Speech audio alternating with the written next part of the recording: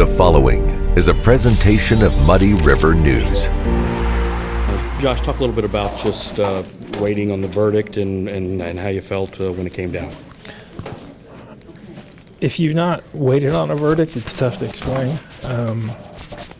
It's stressful, full of anxiety, and you can't help but think that the wrong thing could happen and you've let the family down. So it's a really emotional time for the family, for us, for all the officers involved.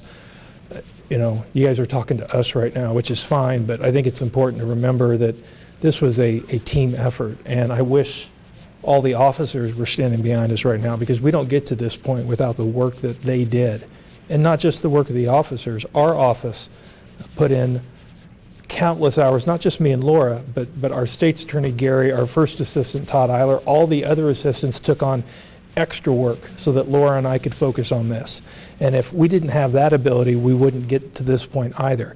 So yeah, you're talking to us right now, but this was a team effort all around, and we're just so grateful that we could get to the point where we could give Becky's family a sense of closure and hopefully a sense of justice. Nothing's ever going to bring Becky back, but hopefully this gives them a sense of resolution. Laura, you guys had talked in the beginning on the opening news conference about how this was a domestic violence case and the case that you and Josh and the whole team put together. Did you think it was important to just continue to just drive that point home? We did. Obviously, you know, there was talk that this was not domestic violence because there had never been a police report filed. So is that really domestic violence? But the problem is often in domestic violence cases, the victim does not feel as though she can file a police report. She doesn't feel as she can file an order of protection because she's worried that she won't be heard, or she's worried that if she does those things, it will just make her abuser more upset. It will endanger her children, endanger her even more. And I think it was clear in Becky's statements to her friends that that's how she felt. As you, the day, after your close this morning and after the defense, well, first off, when the defense didn't bring forth any witnesses, is that a usual tactic? You know, I think last night, Laura and I worked until about 8 o'clock last night on a cross-examination of Mr. Bliefnick took the stand. I think him choosing not to take the stand was frankly a really good idea. I'll just say that. I think it was a good idea that he didn't testify. But you were preparing for the possibility.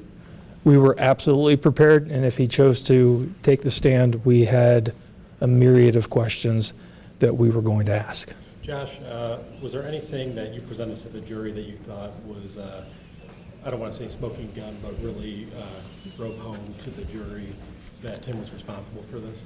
The thing with this case is that it wasn't about one piece of evidence. Everybody gets excited in Law and Order or CSI for the confession, the smoking gun, if you will, and we hear that over and over and again. But this wasn't that case. This was the Nebraska offense in the 1980s. Every witness carries the ball 1 yard down the field. 1 yard, 1 yard, 1 yard. And maybe you get a 5-yard witness or a 10-yard witness, but there's not going to be a 75-yard run in this case. We were just going to hand the ball off and let our witnesses take the ball down the field for us. And it's stressful, because the Nebraska offense in the 1980s, you get one holding penalty, screws you up. And that's what it was. I mean, we were trying to keep 22 balls in the air at the same time, and it looks really impressive when you do it, but if you drop one ball, then they all come crashing down.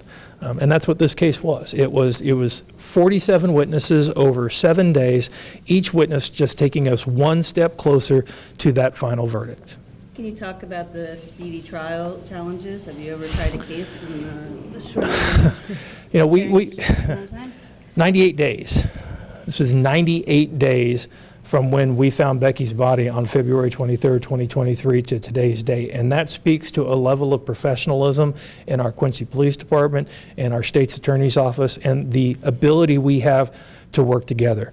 I think one thing a lot of people don't know is that we go to the crime scene with the police department. We are there from the very beginning. Myself, Todd Eiler, Laura Keck, we were all there from February 23rd on, and we were working on this case nonstop, hand in hand with the police for every day of those 98 days.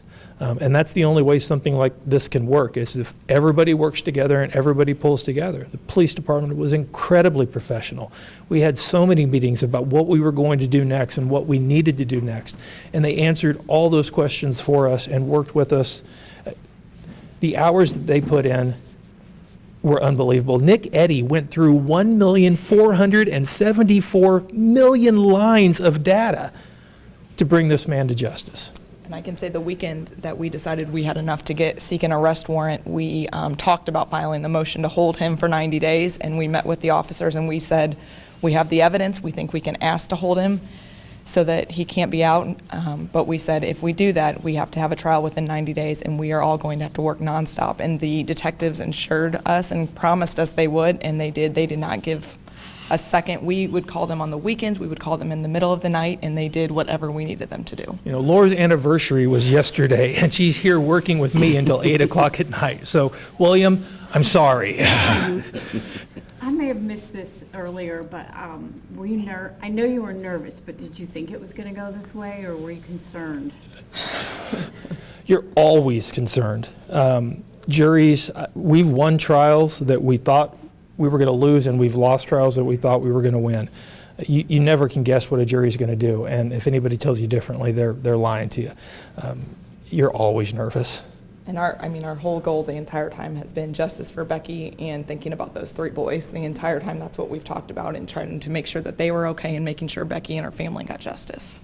You've always talked about, both of you, the totality of all this evidence, but was there 1 or 2 things that really struck you as, I know we've got a good case? So when we started this case on February 23rd, the detectives, I remember the conversation I had with Brian Dush. Brian told me, Josh, we're going to get it. And it happened, actually I was at my grandmother's funeral when I got a phone call from Brian Dush, and he said, Josh, we got a match on the shell casing. And at that point I was like, okay, I think we've got enough to make an arrest. We're not done.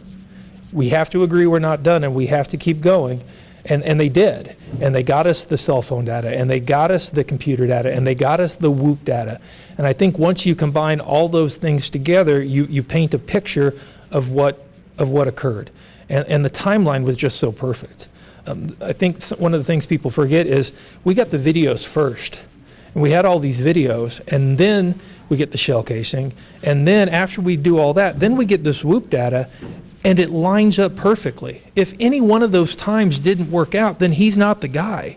But every one of those times lined up perfectly, and every one of the times on his phone lined up perfectly. I think it's, again, the Whoop data, the cell phone data, the shell casings, that's how we made the case. What were some of the questions you wanted to ask him? That's between me and Ms. Keck. Were there any questions you contemplated as perhaps the first question you might ask?